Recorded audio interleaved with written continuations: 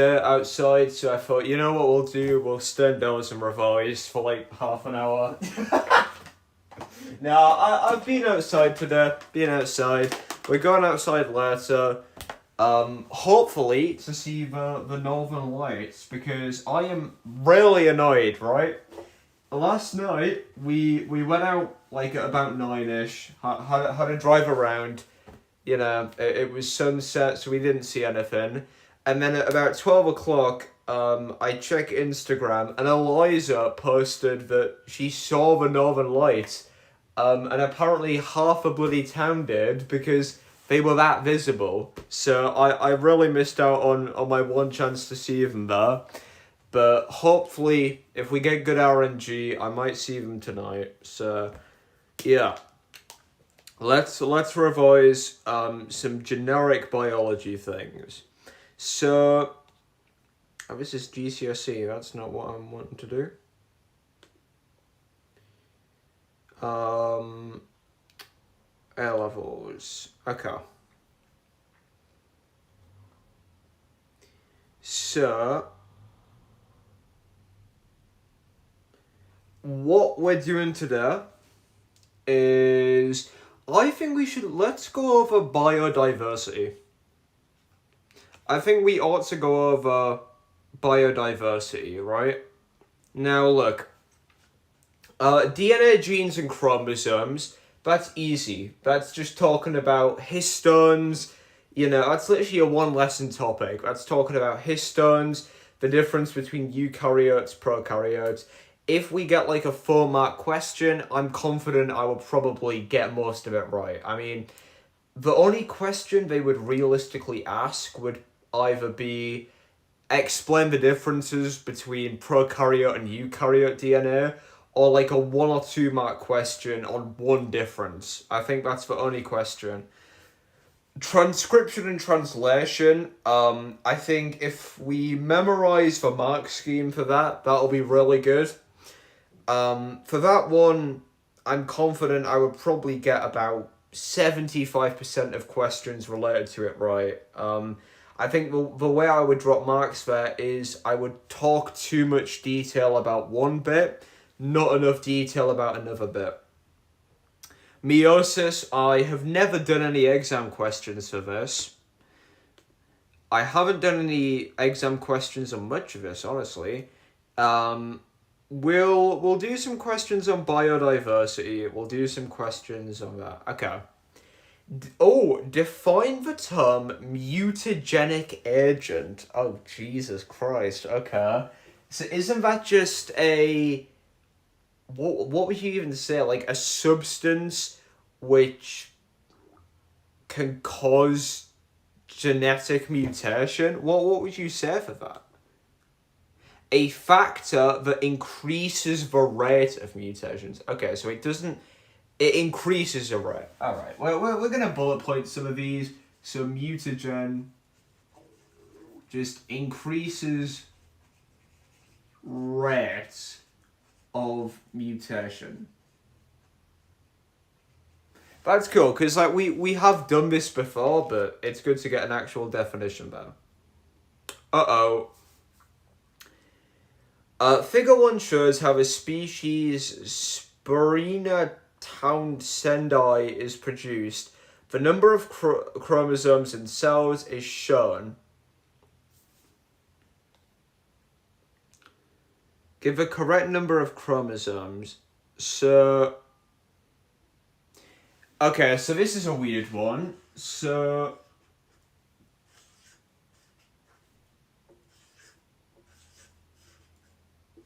This is kind of a diagram we're looking at here. And it shows that the diploid has 62. And at the end of the fusion of the gametes, it's 61. So obviously during meiosis, that's 31. So that has to be 30, right? And then, yeah, hold on. 30 and then 15, because then... No, it would be 60. Yeah. Because half of 60 is 30. Yeah.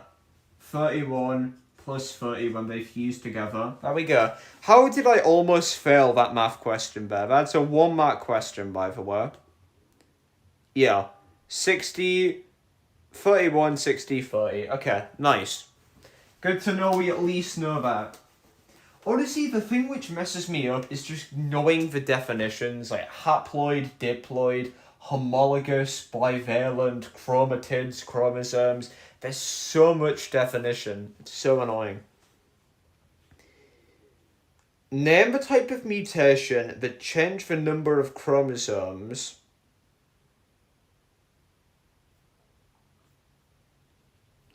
A mutation in the number of chromosomes produced a new species. So it shows the number of chromosomes of these species. So the new species has 122 chromosomes. So it has 122, which means that it did not divide again. It only underwent one division. Right? Because look, 61 in the diploid. This cell has 122. So that's double. So I don't know what the name of the mutation would be. We haven't done names of mutations. Wait, hold on. Wouldn't it be... Hold on. There's different types of mutations that I've forgotten here, aren't there? There's substitution. I don't know. I think the explanation here would be that it has not underwent meiosis.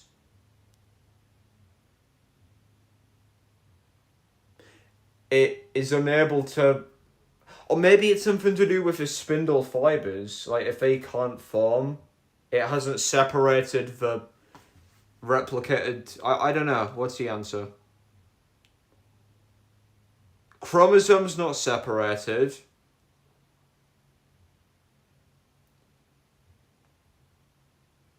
It's called non-disjunction. I had no idea what that... I have no idea what that is. What's a non-disjunction mutation? We've never done this.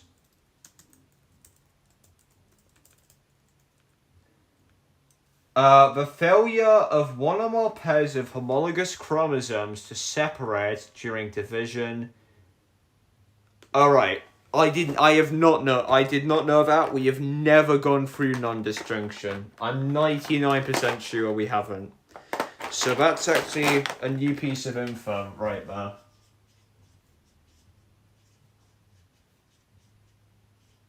But we were right about the chromosomes not separating. We just kind of got it slightly wrong in the context. I was going to reference mitosis, but it was the idea that during meiosis, the homologous chromosomes don't separate. Genetic variation within a species is increased during meiosis by crossing over and independent segregation. Apart from mutation, explain one other way genetic variation within a species is increased.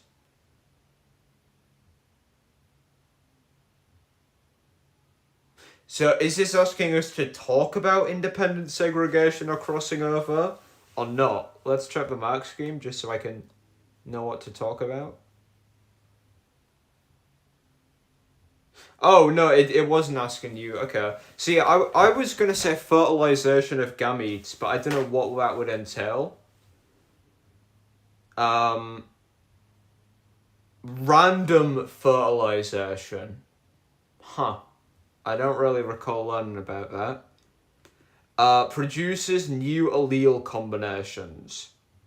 Alright, so you have 4 ways of genetic variation then. You got crossing over.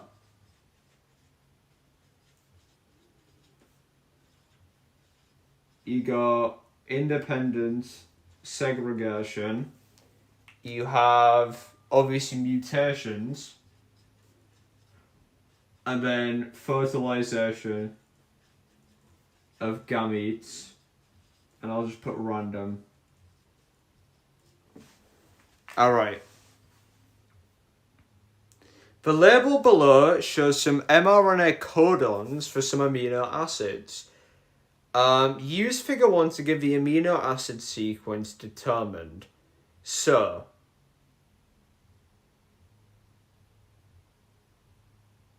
AGG.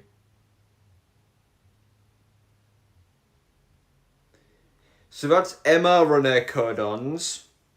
And then this is the DNA. So that's AGG, CGT, CCT, and GGA. Now, obviously, this is a big question. These are the DNA, but it's asking for mRNA. So we have to convert these first. So A would be U, G would be C, C would be G, G would be C, T would be A, CC, so that would be GGU, and GGA will be CCT, I think. No, ATU. Hold on, thymine is substituted by uracil. So the T's would be U, the A's would be T's. Let's see if that's right anyways.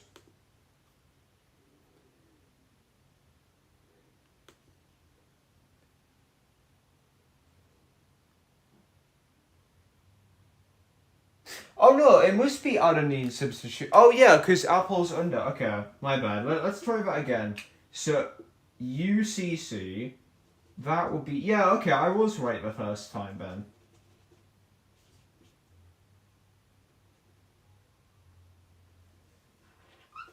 Yeah. So UCC would be serine. GCA would be alanine, etc. Alright, that's nice. That was a difficult question for 1 mark. A mutation resulted in the following amino acid sequence. A student concluded that the mutation involved the addition of 1 nucleotide within the sequence shown. Does the information support the suggestion? So, I'm going to say it doesn't, because it's still the same number. Still the same number. So I'm going to say that it's a substitution mutation. No, because it's substitution. If it was addition, oh, a frame shift, yeah. Because if we have, let's say, A, B, C, D, if we did a substitution, it would frame shift them along, resulting in a completely different sequence of amino acids. But it's not. It's a... There you go. That's the difference. 2 marks for that, though. Trout is a type of fish often produced commercially in trout farms. A trout body cell contains 80 chromosomes. Complete the table. So, mitosis.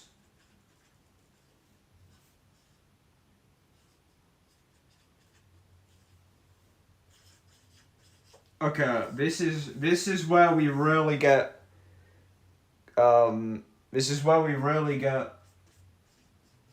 number of chromosomes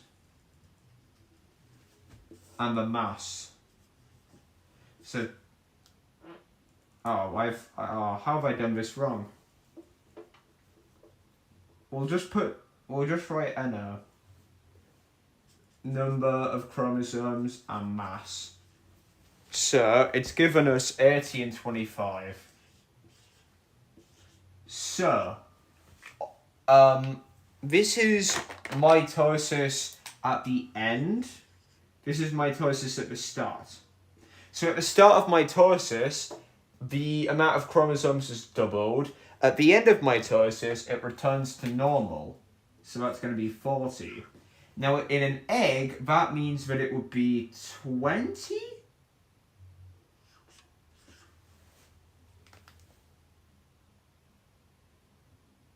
Because that's the diploid number. Is that the diploid number?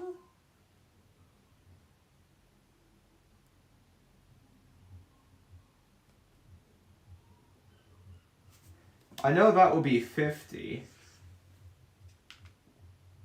Would that be 20 for the egg? I actually think, would it not be 40 instead? And that would be 25. I don't know. Let's have a look. Oh, it was 40. Oh, because of the amount of chromosomes. So at the start of mitosis, you have the X-shaped. At the end of mitosis, you have the single strand. In an egg, you would have the single strand too. I don't get how it would be half though. Hold on, wait. Am I missing something?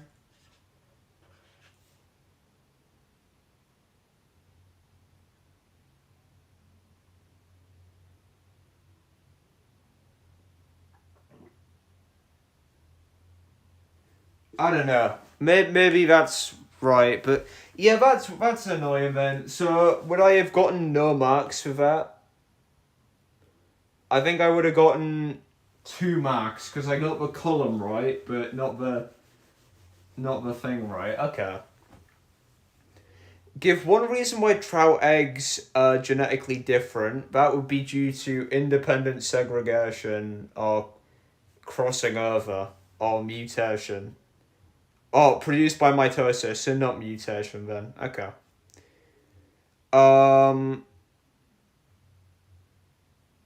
Give the number. See, the questions where I ask you to give the number are really annoying. The offspring produced from farmed trout are sterile. Suggest why? I don't bloody know.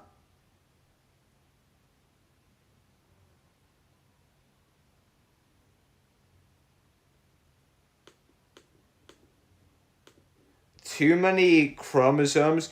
Oh, because it's saying that the mothers of these trouts, the female ones. Oh, okay, no, you would have had to read the question carefully then. It's saying that the female ones have diploid chromosomes in their gametes, which means the offspring are gonna have a double amount of chromosomes. Is that right? I have no idea. Define gene mutation and explain how a gene mutation can have no effect on an individual or a positive effect. Okay. The definition. This is a Fermat question. What would the definition of a gene mutation be? Isn't that just like an addition or substitute, an addition, removal, or substitution of a base of a nucleotide? I don't know what the definition is. I know what it means, but I don't know what the definition is. It's a change in the base.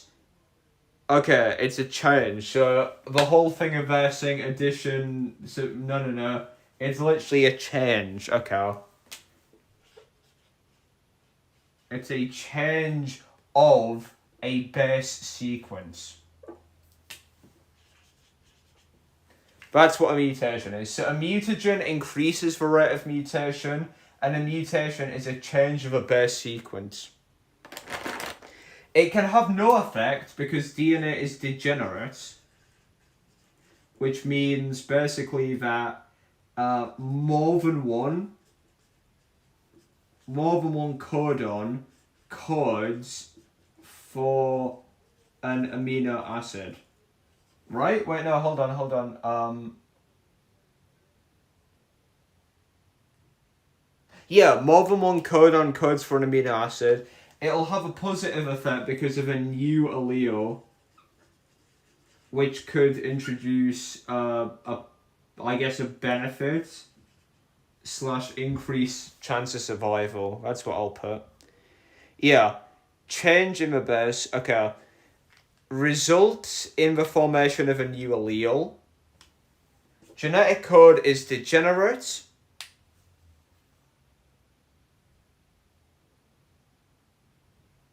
So you didn't even need to define what degenerate is. You could just say DNA is degenerate. Oh, okay, I didn't even think of that. It could change the amino acid, but then that amino acid might not have even affected the tertiary structure. Or the new allele is recessive, so it does not have any influence on the phenotype, or it results in a change of a polypeptide. Alright, so that was a 4-mark question. I might have gotten 2, because I did talk about that. I talked about that. I got that definition wrong, so I would have lost a mark. Maybe? Honestly, I don't know actually, because it said named example of a mutation. If I put substitution, addition, or removal, I think I might have gotten 3 marks there. Right, let's move on to some biodiversity questions quickly, because I'm starting to sweat to death here. We've already done those. Okay. See, the biodiversity questions are massive in terms of, like, there's a lot of... They're usually a massive sections of a paper. They're never easy. A scientist identified and counted the invertebrate species present. Isn't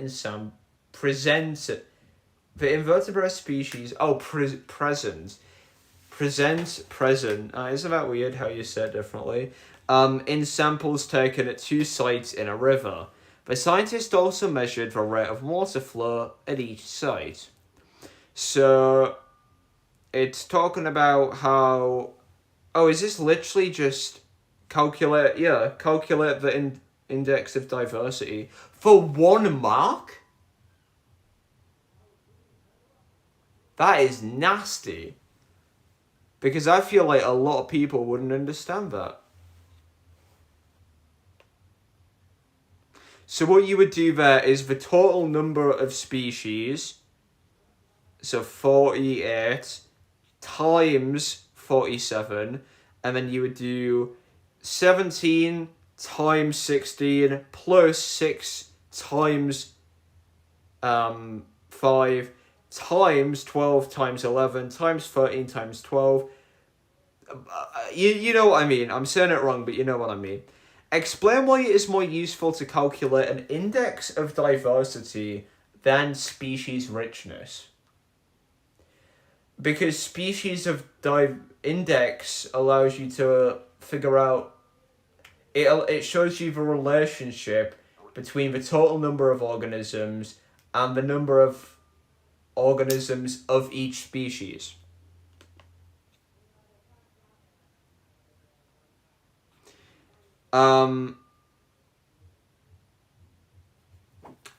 It measures abundance, number, population size. Hold on, have I done this wrong then? What's index of diversity? I thought that was a relationship. It is. That's what it is.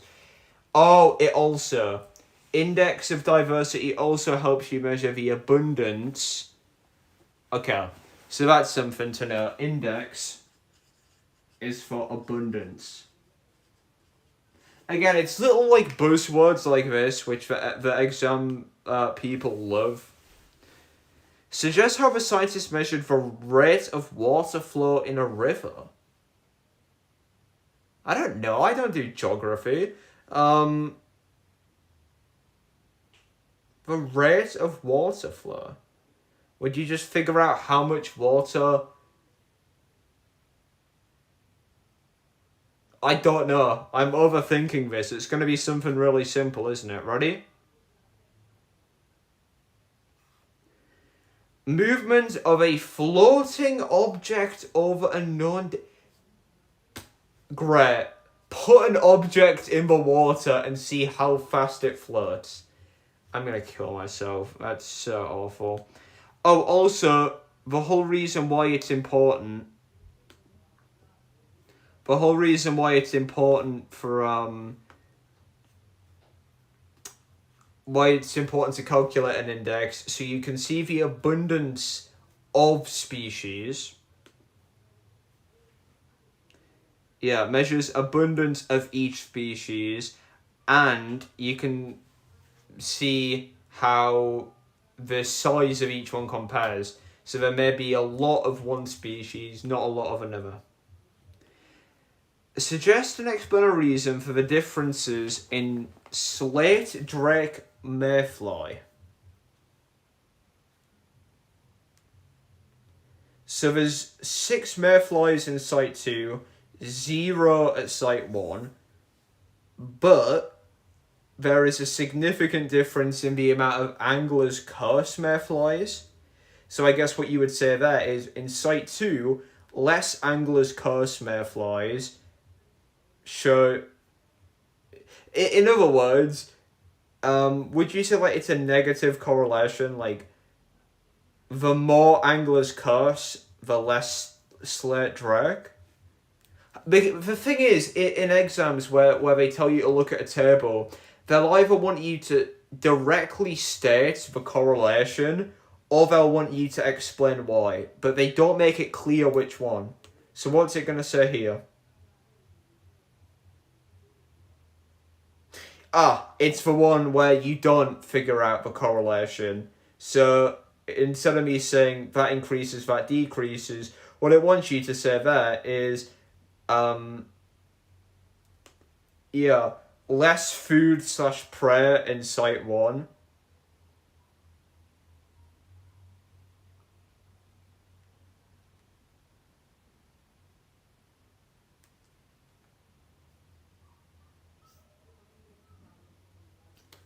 See, okay, that's weird. Hold on.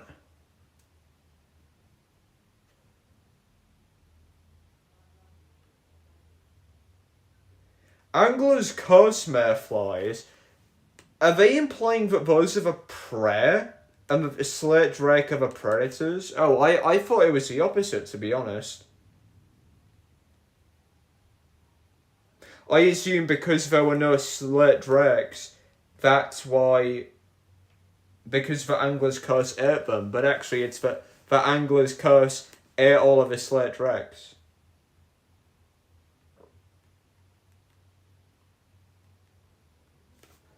That's a weirdly worded question. It kind of... The thing is about the table questions is it says, use information from the tables to suggest and explain a reason for the difference. You really need to look carefully at the wording, because in some questions what they want you to say is, that increases, that decreases, so it's a correlation because... In other exam questions, they want you to say just it increases because of this, like not looking at the table at all. It was important that the sampling procedure was standardized. What does that even mean? Am I being... Bruh, I'm killing myself. I'm not looking forward to this. What does that even mean? I feel like we've learnt barely any of this. I feel like we have not learnt any of this. I've literally learnt more in the last, 5 minutes of looking at exam questions. This is concerningly bad. She has not taught us any of this. What is standardizing the sampling procedure mean? Is that just making it fair? I guess just ensuring the same volume of water was measured? Oh, it's same size area. Okay. That's basically what I said. Alright. Just remember, great, I'm not remembering that. Actually, the mitochondria undergoes respiration in order to provide ATP for the rest of the cell. Yeah, honestly, the whole biodiversity questions just suck balls. Genuinely, you look at these questions, and it's just so much writing. Graphs and a lot of writing. Graph, a lot of writing. Table, a lot of writing. And more tables! It's awful. Bro, I didn't pick biology to do geography, my guy. What is this shit? It's awful. But at least we got the index equals the abundance. At least we figured that out. Oh, this one allows you to get 3 marks for doing the species diversity. That's nice. Cool, alright. Well, I'm gonna very quickly show you guys, before I go. I actually did a past paper, well, it's not a past paper, a predicted paper. And I got about 60% on it. I made a couple of very silly mistakes, but honestly, this paper wasn't made that well. Some of the questions were very badly worded to the point where, like, it was almost impossible to infer how you would do something. So, this question here was very nice. This one was just showing you, name the stage of mitosis occurring, and you had to say metaphase. That's easy. This one, I honestly didn't really... I was very close to getting a definition right for 2 of these here. Firstly, why would you stain the solution? Why would you stain the cell? That's because the chromosomes are not visible without the stain. I didn't know that. So you have to stain the chromosomes in order to make them visible. I got a mark dropped because it asked why would you press down firmly on the cover slip. I put makes it 1 cell thick, so there are no overlapping cells. It was asking you to say thin layer of cells so that light passes through. So 2 very easily dropped marks. This was one of the worst math questions I've ever seen in my life. They make biology math questions so abysmally shit. This one, you had to do a bunch of multiplication, and there was this massive passage of text, and it was wanting you to pick, like, the most vague numbers from it, so I don't know how I was meant to get that. This was just a really annoying question, because it wanted you to calculate the difference in percentage of the original piece of tissue, right?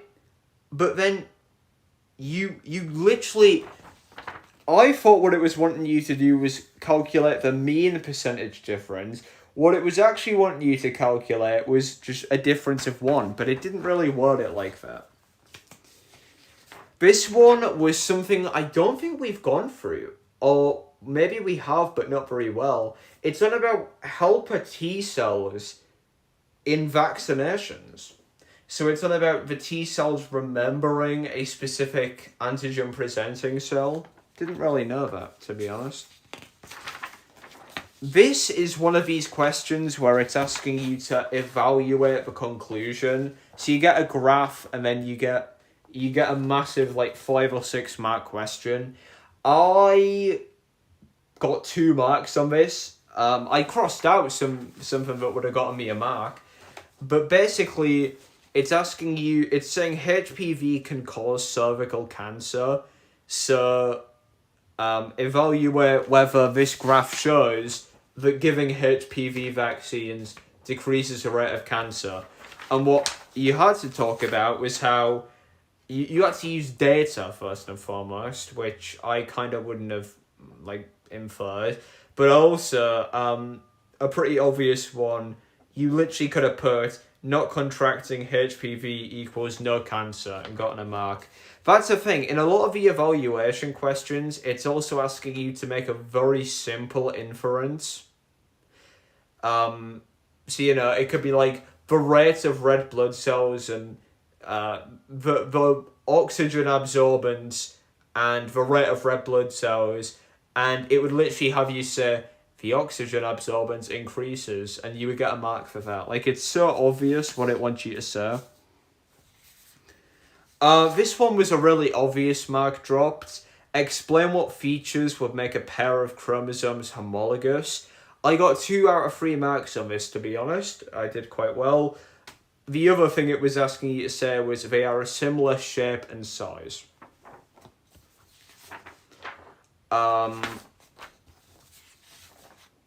The enzyme question, I got the enzyme question wrong because I talked about the opposite thing for both questions. Question 1, it was talking about the difference between curves. I got 2 out of 3. I should have talked about kinetic energy, meaning more collisions, meaning more ES complexes. The second question, I talked about collisions, but I talked about it in the wrong context. And then this question was on about how an inhibitor was used and it makes it go up and then completely flatten. And it was wanting you to talk about non-competitive, but I didn't really understand, so I talked about competitive. So that was a 50-50 chance of getting it right. The question about another graph question where you had to look at it and then infer what it was wanting you to say. I kind of put the opposite of what it was asking. I talked about how the more you're infected, the less overall damage, but actually it's saying the more infections, the more damage. So great. Lung elasticity means that lungs are able to expand fully, so less lung elasticity means they can't expand as much. A question about explain what is meant by the term biodiversity. Honestly, and then this was an annoying question. Explain how water and ions are transported in vascular tissue from roots to the leaves. So it was wanting you to talk about transpiration, how water evaporates, meaning it lowers the water potential, meaning it pulls water up because of the cohesion tension. But I kind of infer this as wanting you to just summarize it because there were 3 lines to answer the question. So that wasn't really my fault. That was a badly formatted question where it made it look like you didn't have to put anything, but you did. So overall, guys, my biggest enemy in these biology questions are the graph questions. They are the most difficult questions for me that I always get wrong, and it's either because of that, 50-50 chance where you don't know what it wants you to say, or because you either state too much of the obvious or state too little. That's where I always go wrong with it. I either will state the obvious and get marks, or I'll state the obvious and not get marks. Like, it really is just a game of chance when answering the biology mark schemes. So anyways, what I'm going to do is I'm going to probably end the stream now, been revising for almost an hour. What I'm doing is tomorrow will be the last day of revision. So what we're doing for that is we're going to go look at a whole variety of processes. So I'm going to look at, transcription, translation, things like that, and just look at what the mark scheme wants you to talk about. So for example, in transcription, it wants you to mention that the hydrogen bonds are broken. It doesn't want you to mention helicase or hydrolysis. So we need to figure out what the mark schemes want. I have heard that the GCSE GCSE paper for biology was easy. I heard that it was actually really nice. Let me actually go have a look. I want to see what people are saying. Because typically, if the GCSE paper is nice, that means the AS and A-level papers are nice. Let's just figure that out there.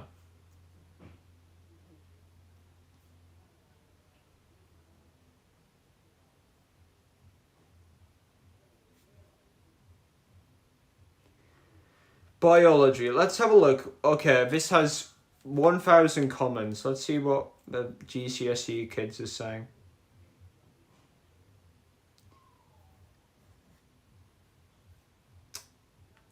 People talking about magnification.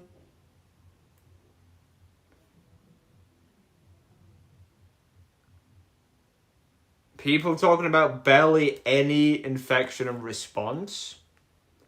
People talking about a lot of 5 and 6 markers. A lot of practical 6 marking questions.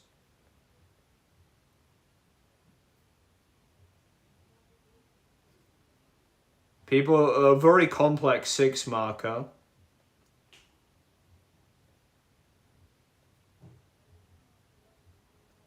So a lot of people talking about how it was kind of annoying.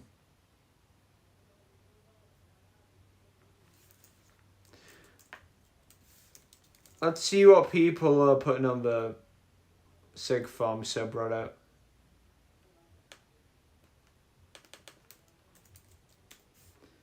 Any info on biology? Let's have a look.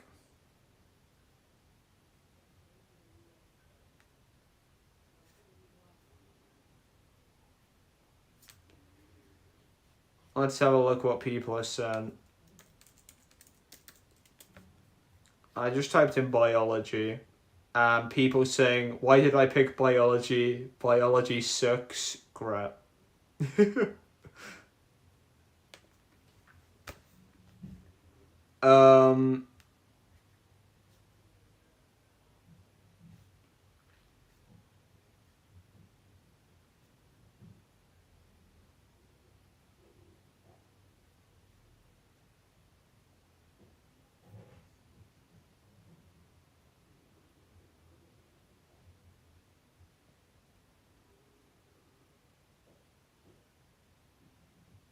Okay, so basically, the GCSE paper seemed to be full of 6 markers and not a lot on infection. I don't know how that will correlate to our A levels or not, but hey, I hope we get. Honestly, with 6 markers, the thing is, we have less questions than the GCSE lot. They have like 13 questions. We have 9 typically, or 8 or 9. Which means, logically speaking, if we do get 6 markers, it'll be like 2 or 3 max. Because then that's like a third of a paper. And no way they're giving us more than that. So, yeah. What we're doing tomorrow, we're going to go over some processes, going to do some generic questions, just kind of to recall any last minute pieces of info. Because again, the worst thing that could happen right now is that we start trying to learn new stuff, right? We're past that. We can't learn anything new. What we can do is we can revise what we know and learn. We can obviously revise what we know and learn how to put it in the exam technique. That's all we can do right now. That's all we can do. So yeah, hope you guys enjoying revision, because I don't know, man, it's weird. I've done a lot of past papers. I did one a while ago and got about 59%. I did one today and got 58%.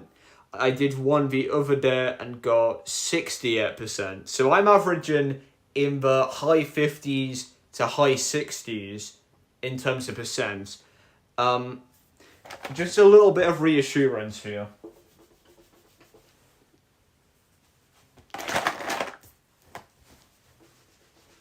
Just a bit of reassurance in case you guys are genuinely worried about this exam. I mean, I am worried, but like, this is hopefully a little reassuring. The grade boundaries, on average, for AS, say that you need 55% for an A. So if you want to get an A for this exam, which I'm sure most of us do, all you need is 55%. So you could technically get like, I mean, you could literally drop half of both papers and still probably get about an A, which is great. So yeah, you need about 55% for an A. What that means on average is out of 150 marks, you are obviously going to need about, I would say like 85 to 90. So what you're aiming for in both papers is about 40 to 45 marks. That's what you're aiming for.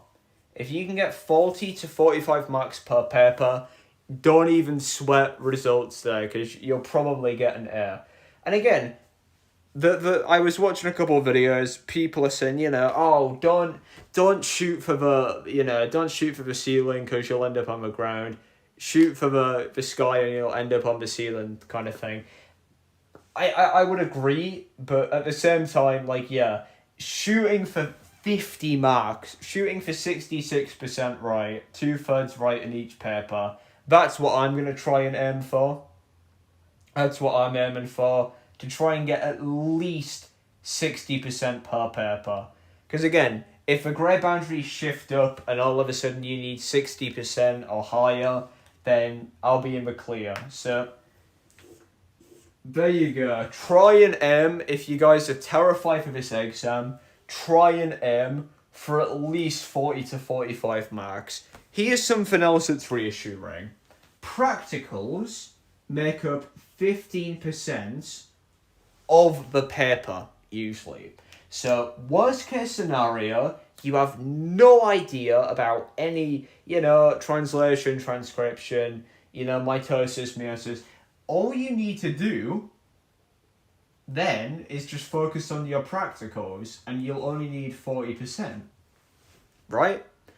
And then math is about 10% of the paper. So if you're good at math and you're good at inferring things from questions, then yeah, you only need 30% of the rest of the questions, right? Which is great. And I've done the math before. I figured, approximate. You need roughly, I'm pretty sure, it's about, typically you get in each exam 3 questions that are multi-choice, tick boxes. So you get 3 1-mark questions that are tick boxes. So that right there is 3 out of 150, which is like what? 2% right there? That's 2% just for some easy tick boxes. So there we go, you only need 28% now. Can you see how if you're able to infer things from a question, you could probably get up to 10% of the marks. If you're good at practicals, you can get another 15%. Things slowly become easier if you put it into context like that.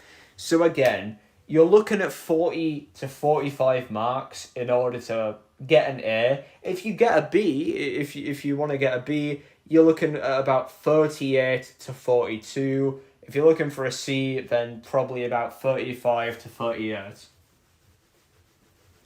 And again, this is only for AS level. For A level, an A is about, I think 59%. And I think an A star is 69%, roughly. So, there you go.